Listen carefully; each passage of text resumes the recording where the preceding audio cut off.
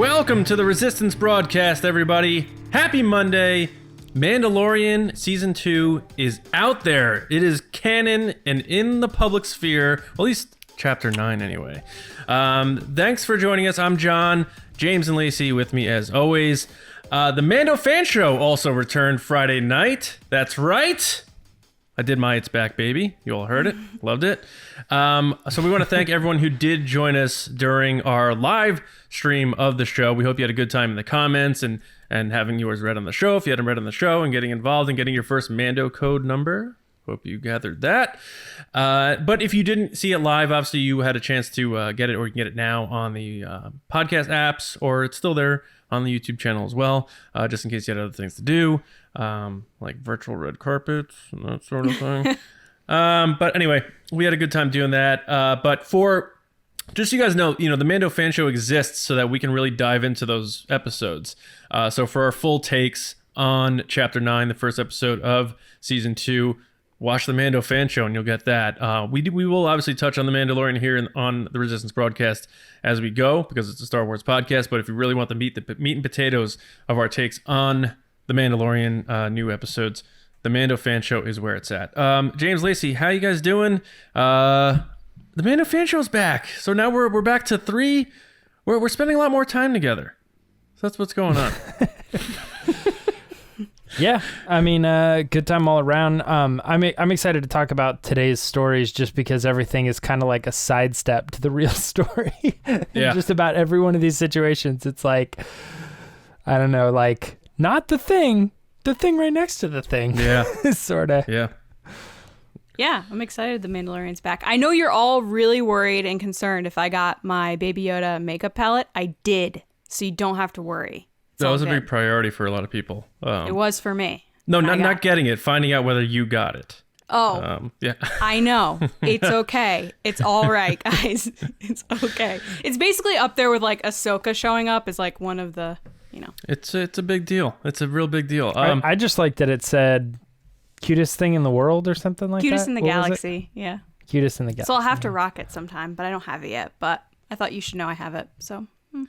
Yeah, there's going to be like, in 20 years, Facebook tag sale sites are going to be flooded with like Baby Yoda seat covers from Star Wars The Mandalorian. And like, it's just such an oversaturated marketing thing that's in this bubble of now that in the future it's going to be like, oh my God, remember when that thing just took over?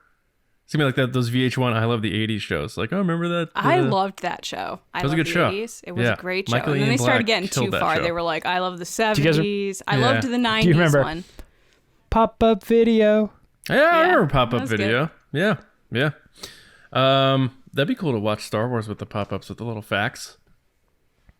That'd be interesting. How could they do that? I don't know. They I think could. if you watch stuff on Amazon, it usually does that kind of thing. It pops up little facts about the actors and. Yeah, if you hit They the have certain the menu X-ray button. thing. Yeah. But I feel like you have to like swipe up and then like step away from the movie or something. It's not overlaid. Overlay would be cool. But we are coming back, obviously. It's going to be every Friday, with the exception of 1 week or so. The Mando fan show, we're going to be back this Friday. 8:30 East is the target once again.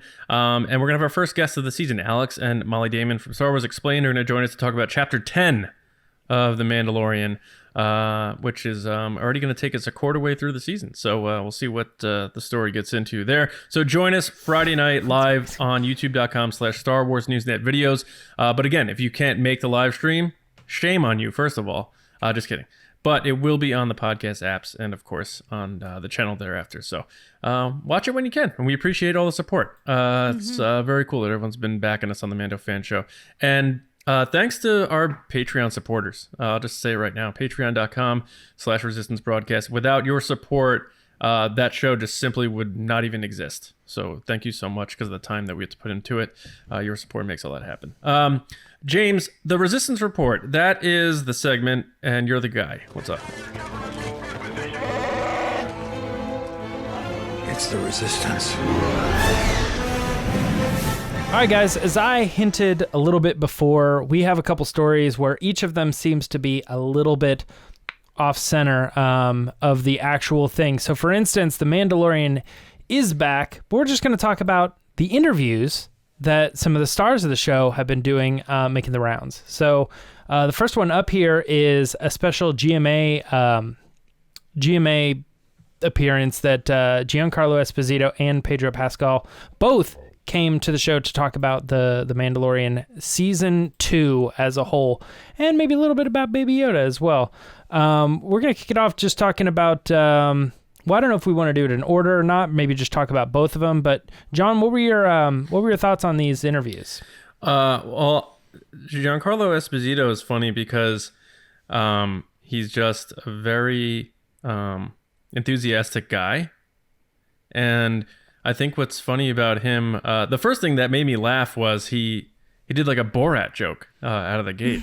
And they were like, so why don't you just tell us what happens in season 2? And he's like, all right, I'm going to give you all the spoilers. Not. I'm like, what is this guy dropping a not joke in 2020? But good for him. He's confident enough to do it. So let it rain. But yeah, I mean, he's talking about, searching for his quarry, which is Baby Yoda, hoping he finds it, which gave me anxiety. But, one thing I have to say regarding his comments, which were, I guess, kind of brief, they put up like a side-by-side of him on the interview and then like a still image of Moff Gideon. And I'm like looking to myself, I'm like, they look like two different people. But he really doesn't have a lot of makeup as Moff Gideon. So, like, he is like that type of actor where he can sink into his role and change his face, not in a Jim Carrey kind of way, it's very demonstrative, but the subtleties where he can turn himself into a wooden person is an understated talent of his. And I find that so interesting where some people will need a prosthetic and stuff. Like, look at, Colin Farrell's going to be in the new Batman movie, and he looks like just a completely different person. No one had any idea that was him until someone said something and everyone was like, what? It's still, even if you look, you're like, where are his eyes? Like, I still can't see that.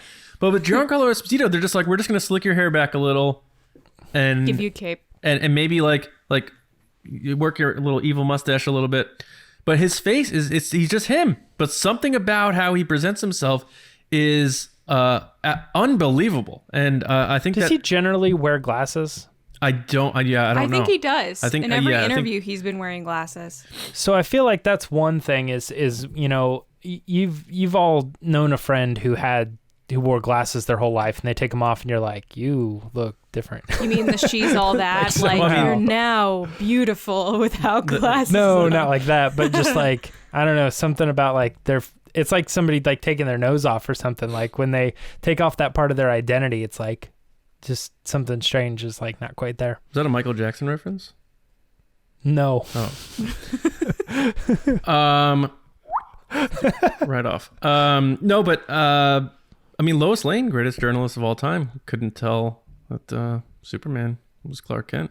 Glasses off, can't recognize him. Yeah, so, yeah. There maybe you go. You're I'm right, James. justifying You're that absolutely subconsciously. Right. No, but he didn't really give away a lot. But I do like his. Again, this is a theme that we seem to come to on this podcast, where he is very excited to be a part of it, and he loves the idea of the hero's journey. And he's really sunken into Star Wars. He's not just one of those actors that's like, I'm bigger than this, but I'm just doing it for the paycheck. The whole, maybe if I need another house stuff that we've heard recently from like Oscar Isaac. This guy's vested into what Jon Favreau has done here. And that makes me happy as a Star Wars fan. Lacey? Yeah, I agree. The ultimate hype men for Star Wars right now are Ewan McGregor and Giancarlo Esposito. I've never seen, I would even stress like, in the past few years, like with the Saga series and everything like that, I haven't seen anybody except maybe Jonas, who's as excited to be in Star Wars. Than Giancarlo and Ewan McGregor. It's like each of them are the hype men of their properties. Yeah. Once again, he's so delightful to listen to. Like I could just listen to him talk all the time. Like everything he says is just so charming.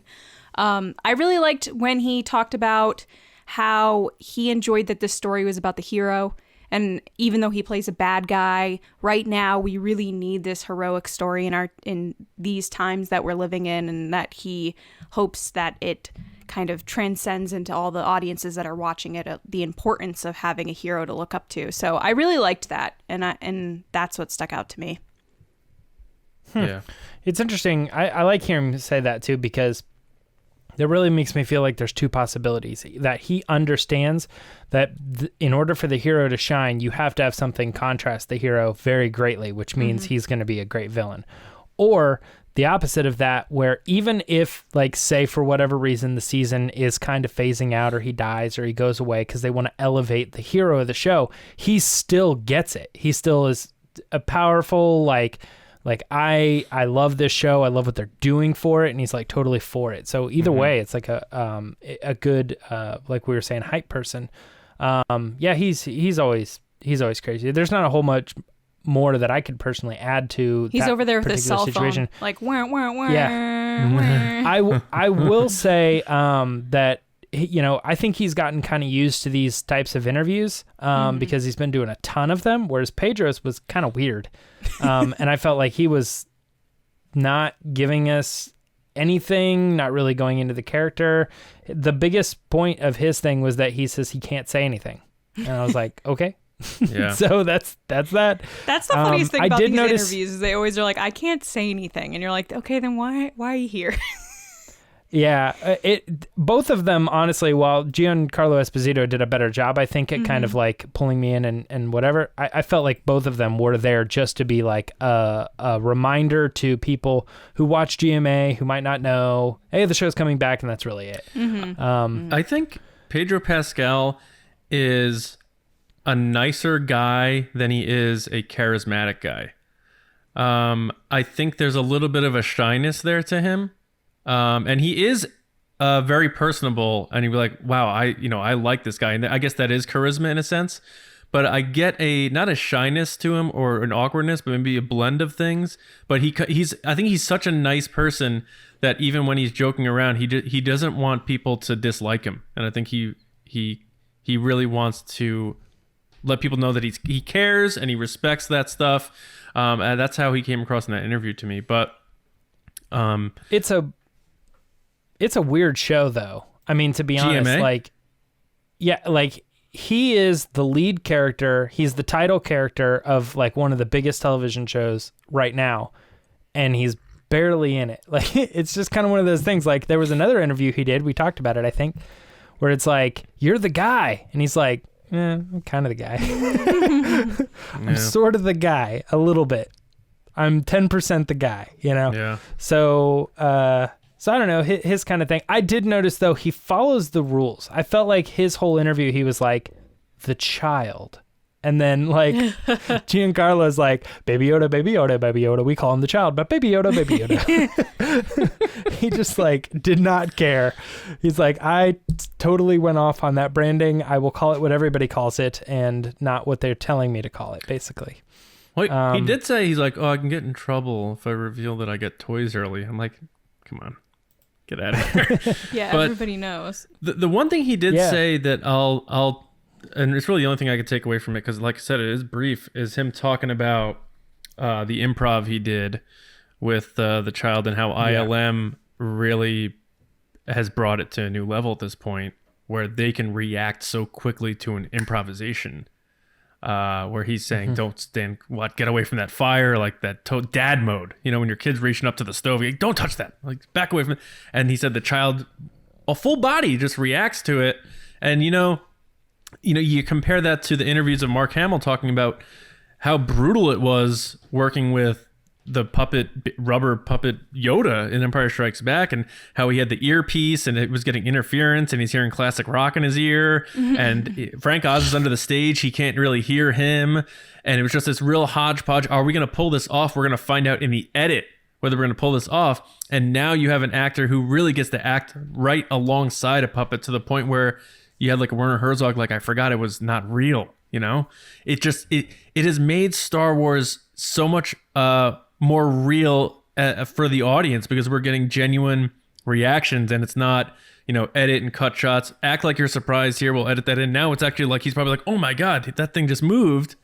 So I think there's something organic to how they're making Star Wars now, and it's so exciting to see what they can do with that. And I'm sure that's a part of why Ewan McGregor is so excited. He's seeing what they're able to do, and he's like, oh my God. He's like, I cannot wait to get back and do what I can and actually play in this galaxy. It actually will feel like he's in that galaxy. That's amazing. The Star Wars sandbox? Star Wars sandbox, yeah. Next story. What? Tatooine. Tatooine sand. Oh. All right. Yeah, well, let's talk a little bit about the High Republic then. And this isn't, again, not a big announcement of anything huge with the High Republic. They just decided to pull the curtain back on the villains because Halloween is right around the corner.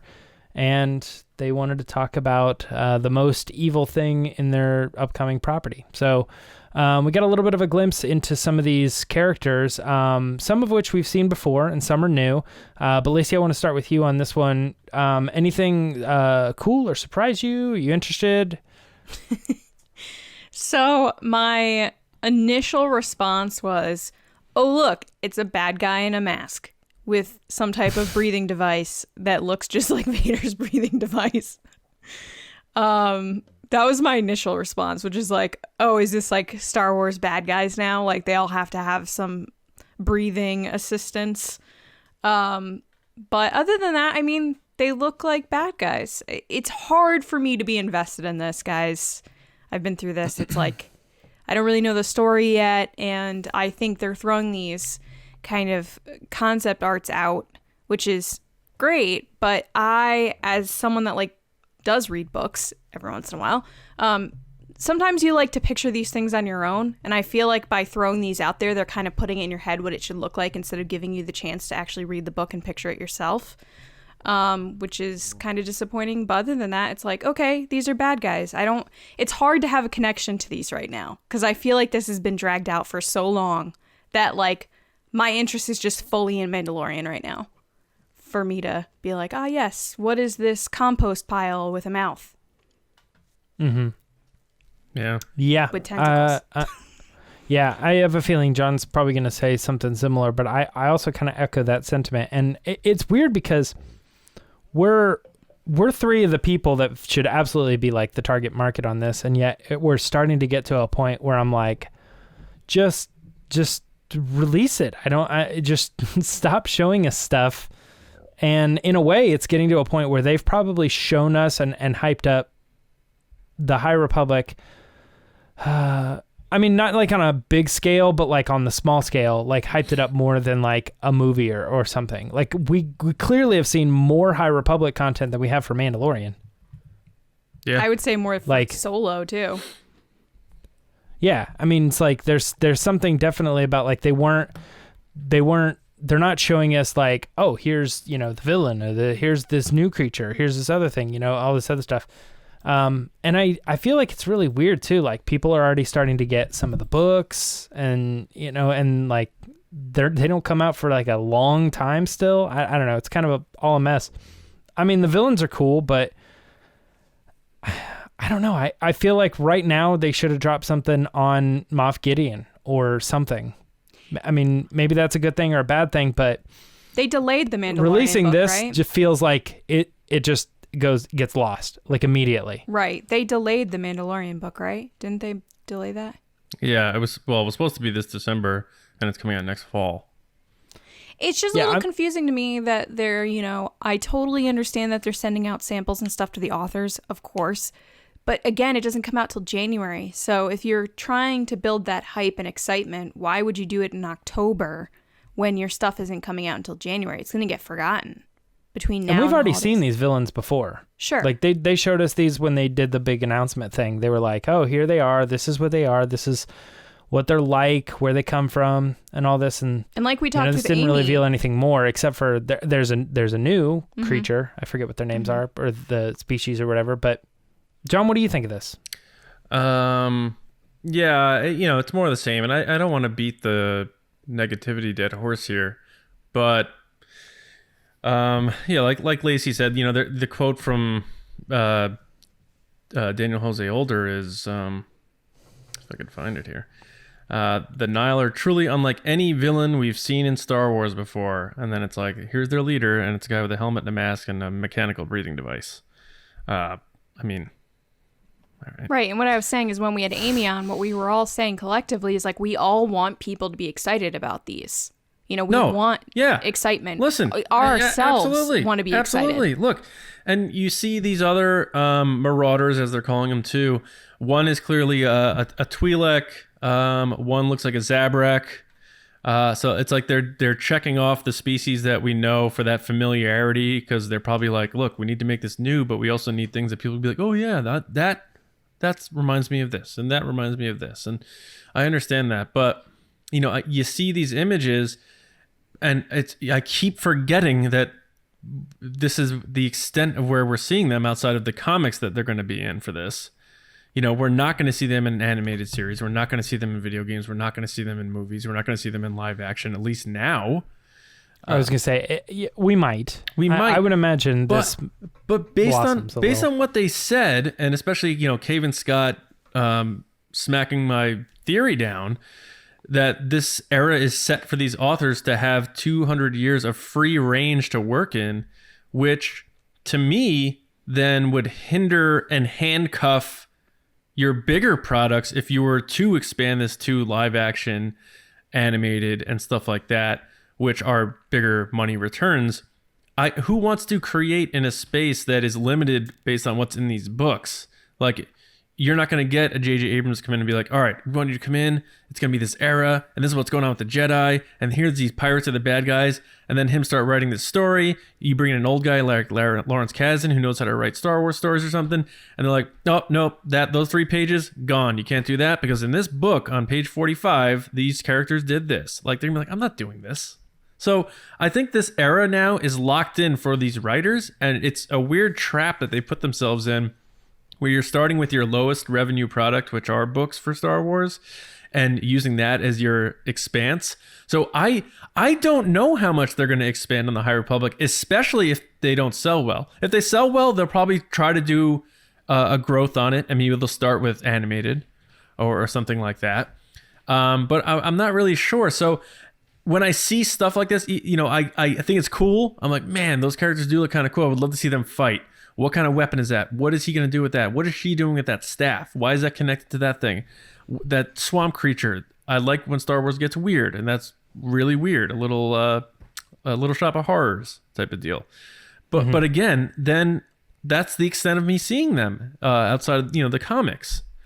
So I don't know. It's even for people super hyped on this. I don't know. There's got to be a ceiling on it, because I feel like the way they're setting it up is they're giving these authors these free range that aren't going to be limited the way other books have been limited, that had to be wedged in between other Star Wars properties that existed. So it's very interesting and it's very new. I just can't get my hype there for those reasons. I think the only way I'd be able to get into this is with the audiobooks, and I haven't heard much about the production on those yet or what's going on. I assume it's a Mark Thompson thing. But even that, I'm not sure where I'm going to be. So it's cool that they're introducing this stuff, but the pulse on it that I've seen, and maybe I'm wrong online, is that it's not getting the traction that I think they were hoping for with fans. There doesn't seem to be a lot of super excitement over this, especially when you look to like the other across the street and you see Marvel, and they're like, yeah, we got like 10 shows coming. We got 7 movies coming, all this stuff. And it's just like, this is, and don't hold this, that event they did last winter and be like, this is the future of Star Wars. This books carried Star Wars for 15 years. And now this is the new future of Star Wars. I'm like, get out of here. Like, no one's buying that. I'm sorry. Stop. It's Disney. What are you talking about? Yeah. I mean, there's a couple things like, the opposite side here, the devil's advocate. I do feel like it would be really great if I was the publisher, publishing company, or I was one of these authors that was constantly just being like, I don't know, you can write a book off of this other property or whatever, and then have Lucasfilm come to them and say, look, we believe in what you guys are doing. We really like what you're doing. We're going to cut out an area of Star Wars that is exclusively yours for comics and stories, exactly, and young adult and everything. I mean, I think that's huge for them. And I've always said that the books are marketed poorly, like the audiobooks and stuff. Like, I feel like I should be hearing, I should be listening to a podcast and people should be running ads that are like, oh, the new Thrawn book. Come and see what's going on in the world of the Chiss, blah, blah, blah, blah, out this Friday, or stuff. I feel like there's a whole new world of marketing that the publishing side has never done. So I feel like this is almost out of their range. Like they're being handed this whole era and they're like, well, we're going to put a bunch of money into this. We're going to run with it. We're going to hype it up. We're going to make it a thing. But it's like, since it's never ventured into that world or really gotten that type of exposure where like we're actually going to try to make it a thing, quote unquote, I don't think they know what to do exactly. So this is almost kind of like a first step at like a big publishing thing, at least with potentially any one of these authors. I don't really know many other worlds that are like this. You know what I mean? Like, was there a big Harry Potter sidestep world where, you know what I mean? I don't know. I mean, obviously not, because I guess those were based on books in the first place. That's a bad example. Yeah, but those are based on a whole book series that's away from Harry Potter. But there is still a movie, though. It isn't like but the books people came out Warner first. Brothers. So it's the Hogwarts Library, which is a bunch of textbooks, and then they base the movies on the person that wrote those textbooks. And making the Harry Potter comparison is tough because they literally make movie versions of those books, whereas this is... Yeah. So, maybe that was a bad example. I was trying to think of something as big as Star Wars that was like had a big publishing like thing, but I can't think of one off the top of my head. If you guys can think of one, listeners, put it in the comments of the YouTube video or, tweet at us or something like that. But, Lacey, anything else before we move on to the next thing about the High Republic villains? No? Not really. All right. I understand. I'm kind of the same. We do want to talk a little bit about Boba Fett, though. Again, not the Mandalorian. Sidestep, Boba Fett. Apparently the trademark has been like renewed or reissued, something that Lucasfilm did. It was pointed out, and this is about as nerdy as you can get, is when you get into the details and you're like, oh, look what Apple patented today. I see that all the time, though. Technology. They're like, oh, it's a Cheez-It feeding machine, and you're like, why is Apple patenting this? Yeah. Why would Google be interested in... Yeah. But for whatever reason, these companies, they patent things, they license things, and sometimes we hear names, like a name was tossed around for like a pinball game that Star Wars thing. It was like Balance of the Force, and everybody was like, that's got to be the name of episode 9. But this is another example of that. So they re-upped the Boba Fett trademark, and that has to do with being able to use the name Boba Fett in like games and toys and other things like that, which coming this close to The Mandalorian just kind of offsets a spark of what could that possibly mean? Why would they do that now? Why now of all time? So, John, do you have any insight in this article or maybe why they would be doing this? So I think what I heard was that this is the first time in 10 years they've updated the trademark licensing for over the character Boba Fett in terms of updating products that they want to trademark him to be featured on. So, I mean, it's one of those things where the whole, like we say a lot, where there's smoke, there's fire with Boba Fett, and isn't he with the Mandalorian and all that. But like looking at the items that they've added here, it feels like school stuff. Like when you had like your Trapper Keeper and like, I have this lunchbox or this notebook or whatever, because it says, remember pencil boxes? Yeah, I think I did have a pencil box. Let's see. Blank journals, binders, clipboards, posters, notebooks, trading cards. Like a lot of that's like school stuff. And I wonder if that's being trademarked now for the next school year. So is it one of those things where like we're going to get a little bit of Boba Fett this season? And then next year he's really going to be heavily featured in The Mandalorian or something? Like they're going to plant the seeds for this season, but then next season he's really going to be in the mix.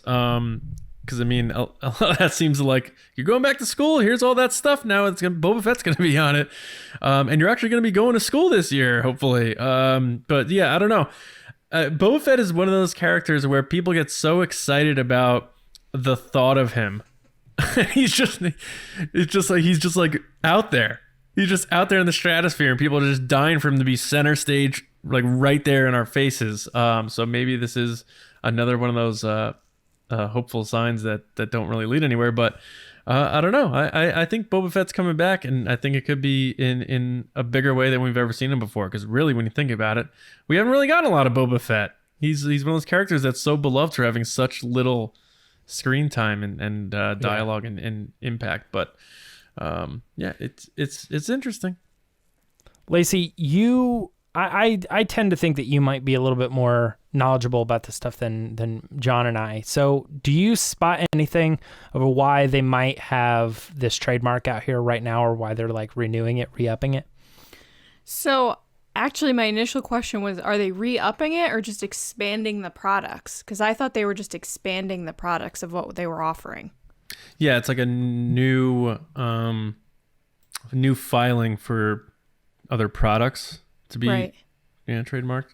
So they already had the trademark. They were just expanding what they wanted to use it for. Sure. Okay, so it says the trademark has been updated oh no. So I would assume it's being updated. So right, yeah. Could we call this renewing, like when you renew your driver's license? Like it's been 10 years and they just have to do it, so now it just happens to be the time? Or Well, the thing that is a little suspicious to me, kind of playing off what John was saying, is that, you know, I'd imagine they have this already. Boba Fett is already a trademark that they have as a character, the design of him, the look of him, everything like that, because they have him on clothing, they have him on, obviously, toys, stuff like that. So if they're expanding to other things, that means someone at some point at Disney goes, okay, what does our copyright or trademark cover? And someone was like, oh, it covers clothing and action figures. And they were like, no, that won't do. We need everything under the sun to be listed on here. So they probably pushed through that trademark to get those things expanded onto that document. So to me, that says that they either have plans to make those items, or those items are already being made and they just needed to cover themselves for when they get released. Which, like John said, binders and notebooks and stuff, that's back to school, which would be next September. So or August, yeah. Or August, yeah. Which is back to school is usually like mid to late August to end of September is usually back to school. But this to me, because I know Yak Face, who's usually a lot of the toy side of things online, is the person that kind of pushed this out and was like, hey guys, this is what we found. So to me, I was like, oh, if they're kind of suspicious of it, automatically I get a little suspicious, because people, like you said, James, are just always looking into like crazy things that companies are copywriting and trademarking and protecting as their IP. So to me, this says that either they have designs that they're pushing out, which I'm trying to think of what anniversaries are next year. Are there any anniversaries coming up? I don't think so. To me, that says he's going to show up in something. And the only thing right now that he could show up in is The Mandalorian. Yeah. And as Grant points out in the article, since the 70s, it's been updated in pockets, and significant points were early 2000s, which Boba Fett did return in Attack of the Clones, and then around 2010, Clone Wars. So it could just be one of those things where people are seeing, you know, when you look at the graphs and you're like, oh, there was a spike there, oh, there's a spike there, and here's another Google spike. Trends during sorta. During those two, exactly, trends. Those two times he came back in ways, so maybe this is the sign that he's coming back again. Because the reason this filing is being made is because a conversation took place that they needed these covered. So if he's in the conversation, then there has to be some significant sign that he's either going to show up or they're going to use him in some type of marketing. And those products, like let's say Mando Season 3 is sticking to around when 1 and 2 came out, where you're looking at your October, November. A lot, like I said, a lot of these items to me remind me of back to school.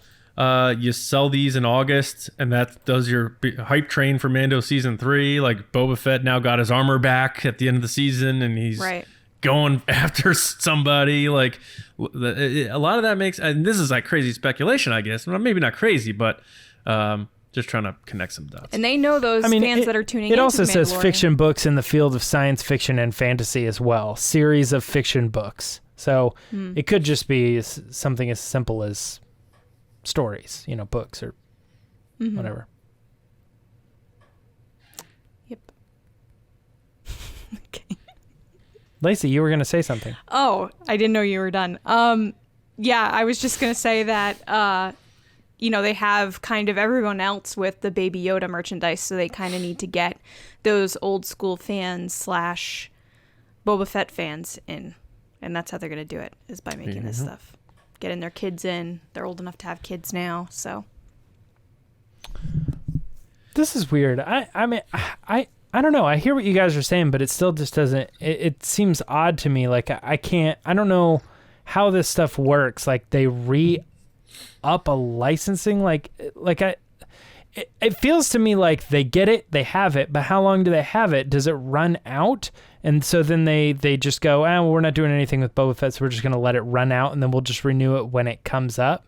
Like, I don't know. There's something's odd about this. And then also, why Boba Fett and not like... So...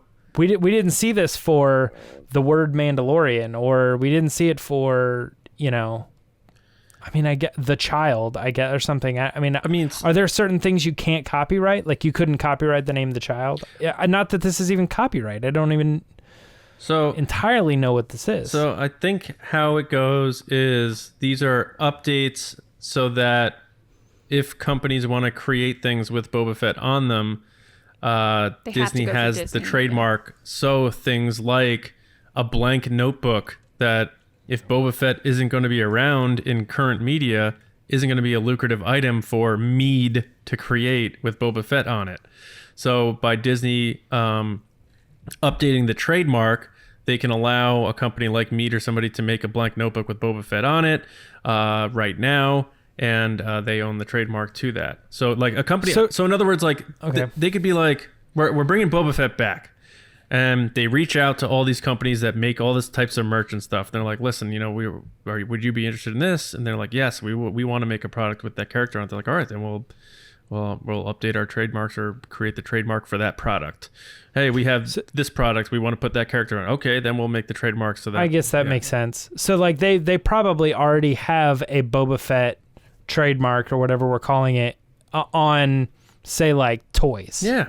Oh yeah. This is updates because they're already making toys, so they're already making like bobbleheads. Yeah. So they already have like a Boba Fett bobblehead thing, but they don't have Trapper Keepers. Right. So binders. Yeah. They're just expanding it. Okay, that starts to make a little bit more sense. Like, think about like Star Wars merch right now. I don't think is it selling that well in retail? I get the feeling that it's not.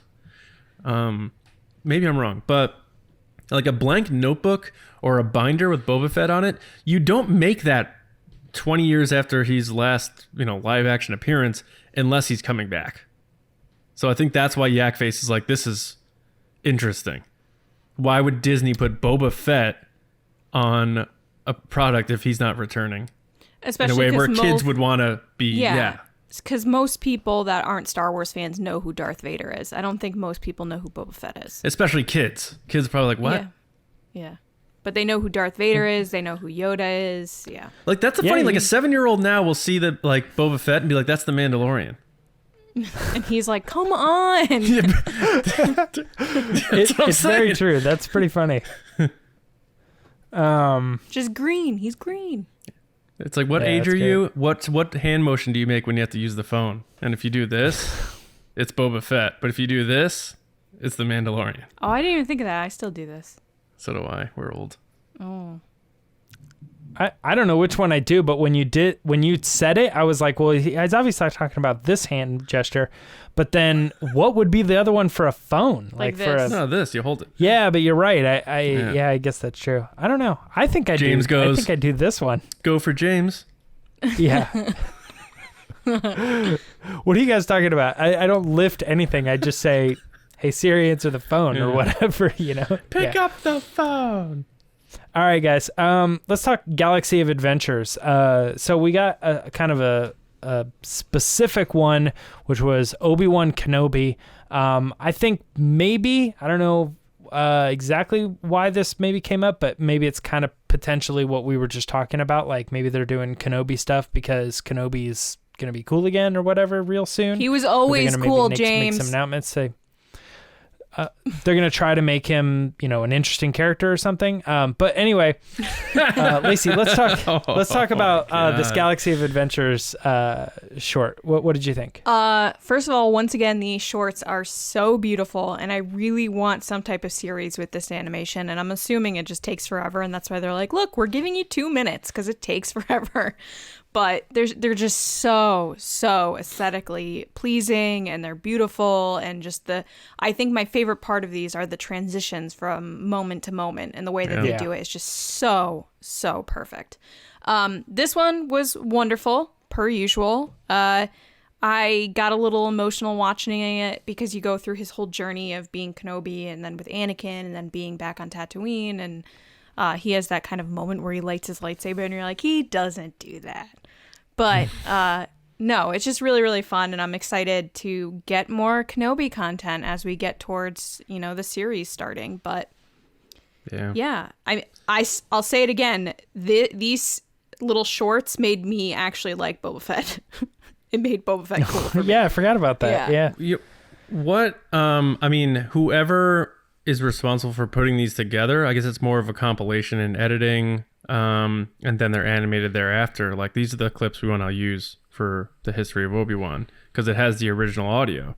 Yeah, they use original audio, and then I'm assuming they probably do audio music first, and then they animate according. Yeah, which I guess that guy Ryan Shore, who came on last year or whatever, probably still does that arrangements. But I have to say, I was very, very happy. I know fans of the pod will know that I was very pleased that they didn't use "Hello There." I was, and I know people think this is a bit. It is not a bit. They said it on the Star Wars show, though, to introduce it. Whatever, Star Wars show. Fine, leave it there. But like. I have fun with Star Wars, but there's some things that I'm serious about, and like, I don't like Obi-Wan having this catchphrase. Like, to me, it's so stupid. He said it once in A New Hope, and then Lucas is like, "Well, that'd be cute if I brought it back and had him say it again in the prequels." And now it's just like Obi-Wan Kenobi is bigger than "Hello There." Like, anytime anyone starts an article about Obi-Wan, does a meme about Obi-Wan, a tweet about Obi-Wan, it's "Hello There." It's like, he's better than that. He's bigger than that. It's like when, God rest his soul, Chadwick Boseman, he's like, I got so tired of saying Wakanda forever.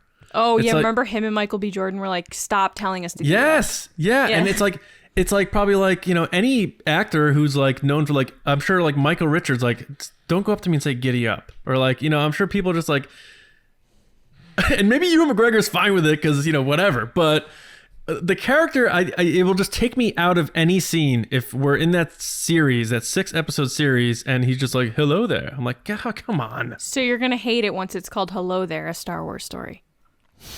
Yeah. They wouldn't do that.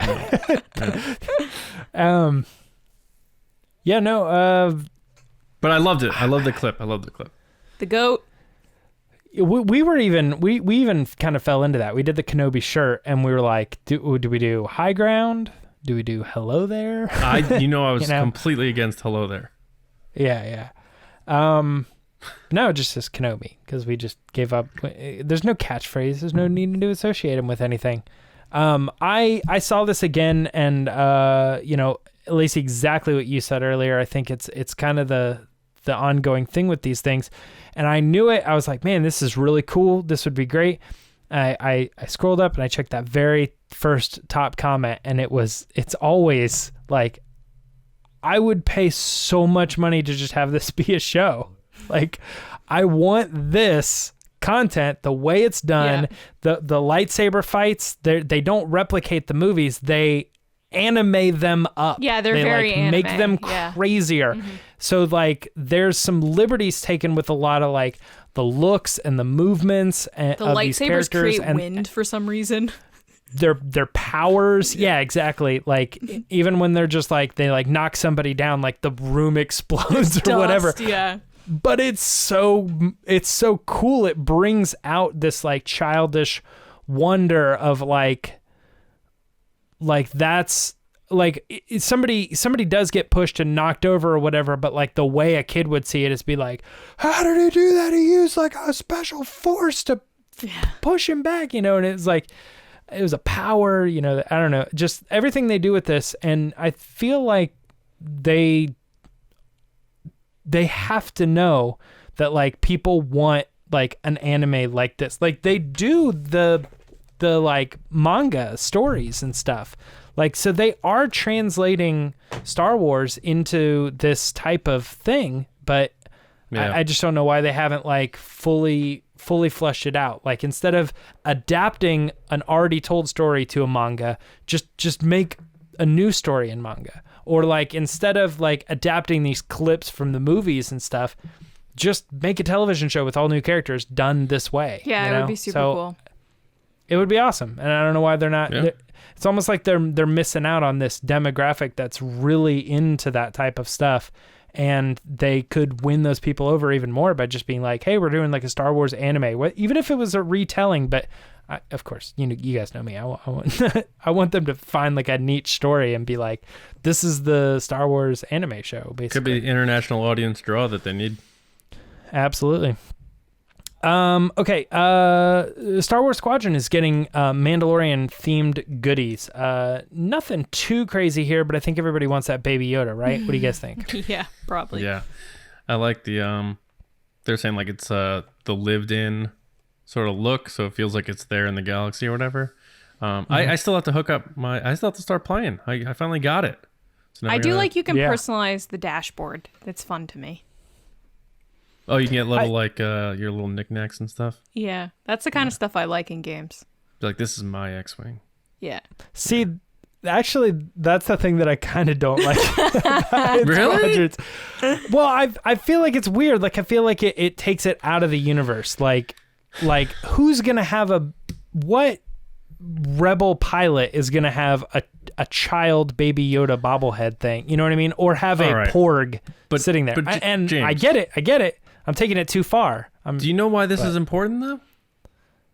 Because say you're walking to your car at a parking lot, and you get to your car and you open the door and you get in the car and you realize it's the wrong car. Are you talking about me? Because I did that once. I am talking about that story you told me about how you got in the wrong car because it looked like your car.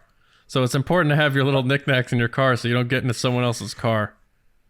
Now I got to tell that story. Guys, it was one day I was on my way out of work and I wasn't paying attention and I was on my phone and there was a car parked 2 spaces away from me. So it was my car, a big truck, and then this other car that was the same type of car, same color, same everything. I opened the door after unlocking the car. I didn't see the lights go on, but I unlocked it, opened the car door, sit in the car, and I look around the car and I go, this doesn't look like my car. And then I realized it wasn't my car. I got out of there quick. That's wild. And it was so embarrassing. And I was like, I wanted to die. Imagine I've walked up to cars before and like tried to push the button. That's or something. the thing. It was unlocked. So I just opened it right up and got in like it was my car. Imagine your key started it and you drove like down the road. Anyway, yeah, good stuff. Had to blow up your spot there. Last thing to talk about real quick was that they announced, well, they didn't really announce, but they gave the title of, showed some artwork for the next Thrawn novel that's coming out. Now, granted, this is still not coming up for like another year, but hey, let's talk about it really quick because it looks like the box set, the book cover, some other like they did like a poster thing, which apparently is like a new thing Star Wars is doing. It's like framing like one scene for something just to be cool. But no, I think it looks dope and I'm super excited for it. Lacey, what did you think? I am so excited for Thrawn fans to get another book in Thrawn, The Neverending Story. Part 7. I mean, we're covering a lot. How old is Thrawn? 96. Spring chicken. And we've covered 90 years of his life so far in the novels. So, like, is there going to be a Thrawn book where he's, like, in the womb? Like, plotting his... You know what? Timothy Zahn, get that money. You do you, man. Keep going. It's like Dwight Schrute. He's like, all of a sudden, I see a bright light. I crawled through. I mean, we talked about this a little bit ago, that the Thrawn stuff is probably as big or bigger than the High... I mean, High Republic's not out yet, but I think like they hope the High Republic is as big as probably the Thrawn stuff, I would imagine. That's what I'm saying. Timothy, get your money, man. I say yeah. And Disney, Lucasfilm Publishing, get your money too. Absolutely. You know, if the revenue they make off of... You know, if they keep making... People keep buying them, they're going to keep making Thrawn books. They'll find a way to tell it. They'll tell the story about, you know, 10-year-old Thrawn and how he convinced his classmates to give him their peanut butter and jelly sandwich for his, fruit cup. And then he took over the world. And that's it. Yeah, it's like young Sheldon, but for Thrawn. That's what they'll do. That basically is the last book. Like it starts off with him as a kid. Do you think Zahn's like noticed and put into the academy?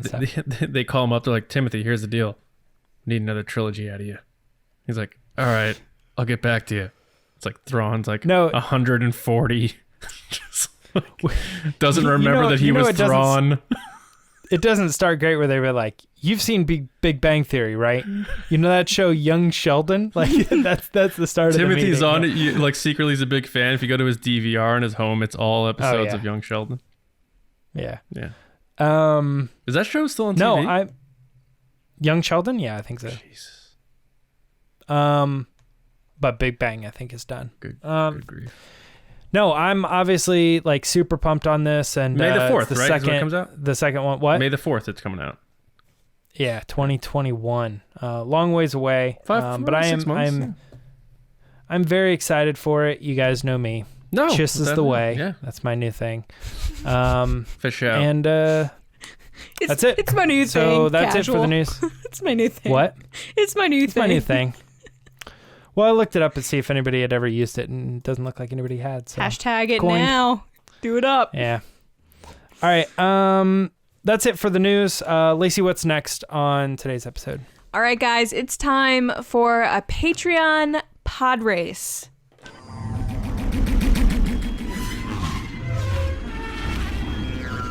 So there are lots of ways you can support us. You can watch us here on YouTube, like this video, comment, subscribe. You can watch us on the Mando Fan Show every Friday. You can like us or follow us on Twitter at RBATSWNN. You can follow us on Instagram at The Resistance Broadcast. Or if you want more, including over 8 mini episodes a month, polls, mailings, Discord servers, stickers, all different types of stuff, you can head over to patreon.com/resistancebroadcast. It's not only a way to get extra content from us, but it's a way to support the show and allows us to do what we do and be passionate about Star Wars and the crazy times that we're living in. And it's thanks to you. So this is a section of the show that we let the generals, our top tier, be a part of the show. So before we get started, I'm just going to give a shout out to our generals. So thank you, Carmelo, Andrew Staley, Jeremy Myers, Neil Shaw, David Probus, John Reese, Micah Harrison, Jetta Rosewater, Michael Gaines, Bethany, Russ Harbison, and Kendall Gelnar. Thank you guys so much. This week, we're back again. First of all, I just want to give a shout out to one of our generals, Neil. He's going through a rough time right now. He's fighting hard on the front lines for COVID. We hope you're doing okay, Neil, and we appreciate you. It was actually his turn to do the pod race this week. He couldn't do it because of everything he's dealing with, so we thank you for everything that you do, Neil. We're sorry you couldn't do it, but next time. So, guys, we're back with a rotation slot. So we've got Russ in here. Excited to bring Russ in. Russ! And we asked him, if you could be in a galaxy far, far away a long time ago, what moment in Star Wars would you want to witness in person and why? So, Russ, take it away. Hey there, John, James, Lacey. Hope you guys are doing all right.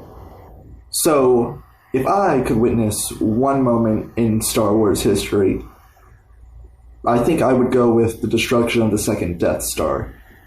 And I say that because I think after years and years and years of having to live under the Empire and all the cruelty and all the death and all that, to be there when that happened, the sense of relief and hope that would bring. Obviously, we know, that the war still went on after that, but just to be there in that moment and feel like, wow, we've won. Yeah, there's still a lot of cleanup to do, but we did it. I think that would be just something beautiful to experience. All right, Russ. Well done. Nicely done. All right. So first we're going to go John. John, what'd you think?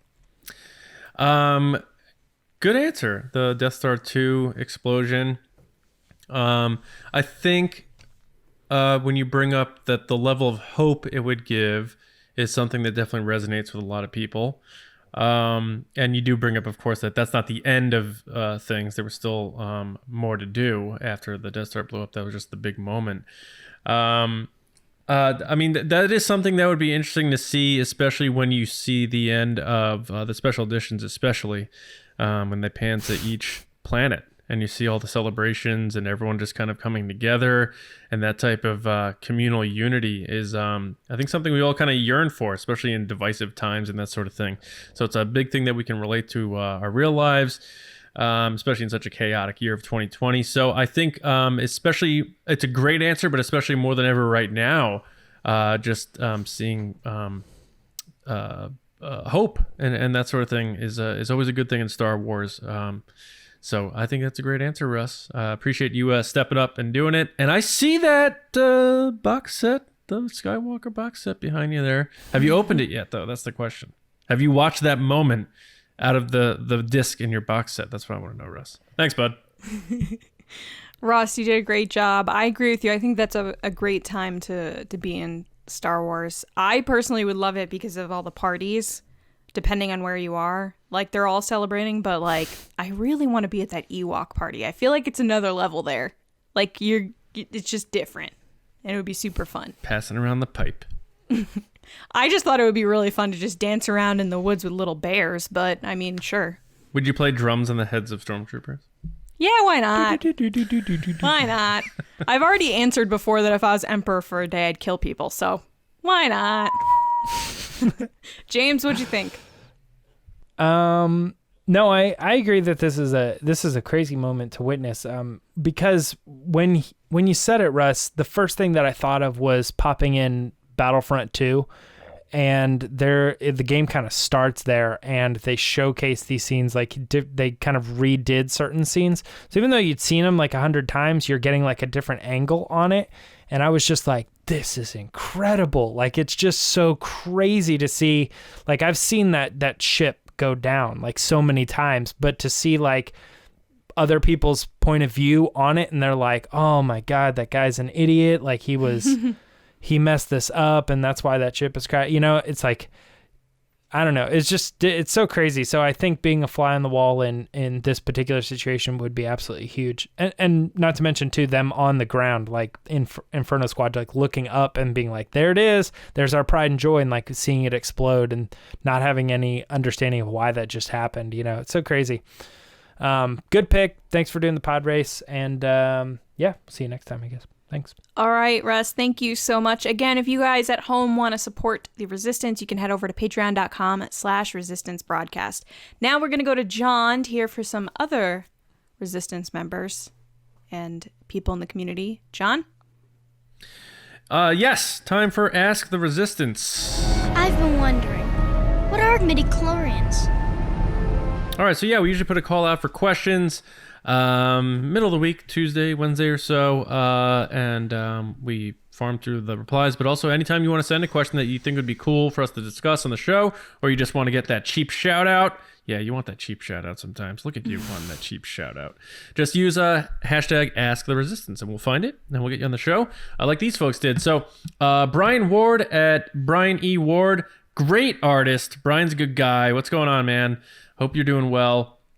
Lacey, this one's going to you. Brian asked, should Ewan wear the Jedi robes in Kenobi? I think it would be cool if he didn't wear them for almost 20 years and put them on the morning he was going to meet Luke in the desert. I'm assuming he's meaning A New Hope, because he knew he was starting his last Jedi mission. That's an interesting, very interesting question. What do you think, Lacey? Hi, Brian. How you doing? Hope you're well. Thanks for your question.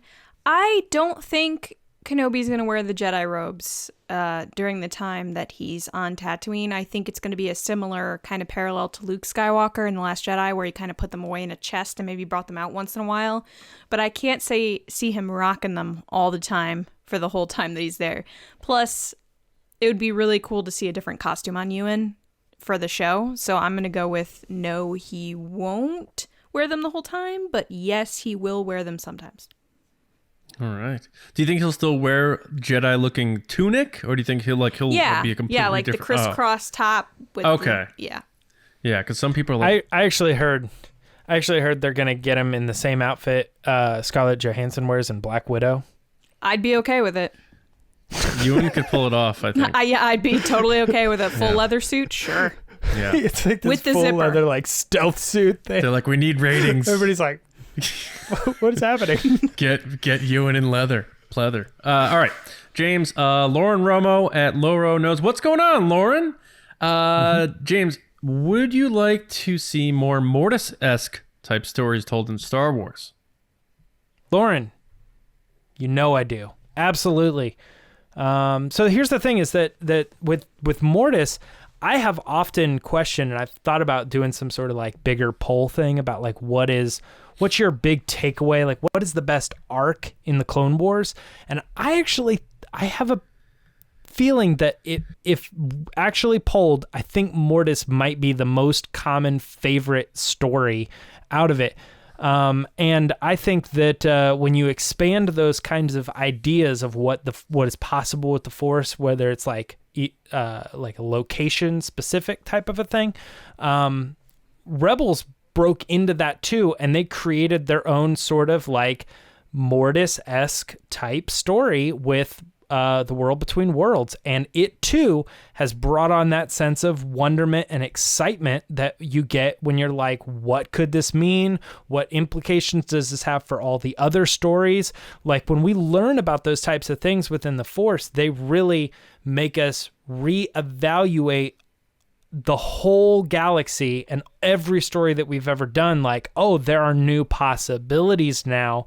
What does all this mean? So I think that Mortis-esque type stories are those times when you get to kind of sidetrack and kind of reinvent how we look at Star Wars as a whole. So yes, like absolutely. I think we're going to get more of them, and I like to see them. Nice. Right on. If you had to pick one or the other, you like World Between Worlds or Mortis? Real quick. Gun to your head. I think Mortis, because I think there's too much time travel problems with the other one, but I like that it is in a bubble. All right. Next one, Alex Zukas at Zubaka. Alex, what's up, man? How's it going? Hope you're well, bud. One of our commanders on Patreon. What's going on, buddy? What are the odds that Luke and Leia's legacy lightsabers get dug up from Tatooine? Maybe a future Star Wars movie where they get excavated. So I think 100%. I think when we get back to revisiting Rey's story, we're going to get hit with a teaser that they're going to produce without us knowing. And we're going to see some ominous character summon the lightsabers out of the dirt. And that's going to be the teaser to kick off the next trilogy, whatever that Rey's going to be involved in. And I think that'd be a like wow moment. But I think that's my prediction, like what they'll do. So I definitely think that's not the last time we've seen those lightsabers, and I think it'd be a pretty cool thing for them to do. But I don't think it's gonna be that old lady. I think it'll be a little more climactic than that. I disagree. I think it will be the old. You think it'll be the old? I think it'll be the animal with her. She just starts digging them up and sells them, or she breaks them apart, sells them apart. Real quick, last question here from Double C at double_C_21. Another patron of ours. What's going on, man? What Star Wars have you guys dressed up for Halloween as a Star Wars creature or character before? I've done Han Solo and Darth Vader. Me? I did somewhat recently Luke on Dagobah with a Yoda, like a puppet, nice stuffed animal puppet Yoda on my back. And I also did a Darth Vader costume where I was handing out candy. I actually have video of this. I tried to put it on YouTube, but they took it down because I put the Empire theme on there.